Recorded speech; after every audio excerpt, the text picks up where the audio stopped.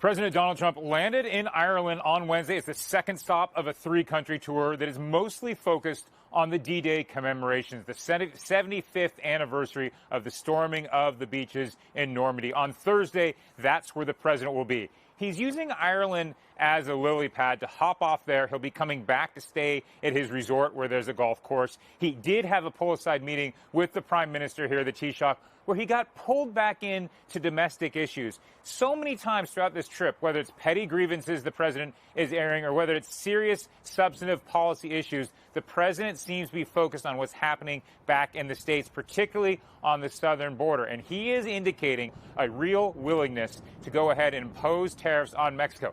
He thinks he's in the driver's position because he looks at the delegation that the Mexicans sent to Washington. They met on Wednesday. He looks at that delegation. He sees that they sent their top people.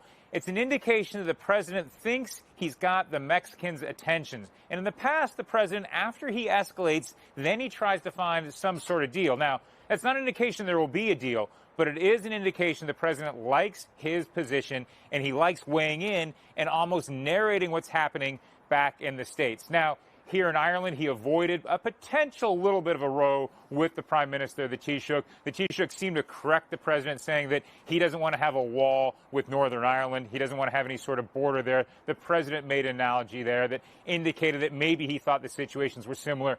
Clearly, they're different. But throughout that conversation with the Taoiseach, it was clear that President Donald Trump wanted to make nice. He wanted to actually honor his host. Now, he will have an opportunity to play golf.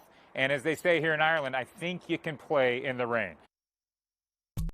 Hey, NBC News viewers, thanks for checking out our YouTube channel. Subscribe by clicking on that button down here and click on any of the videos over here to watch the latest interviews, show highlights, and digital exclusives.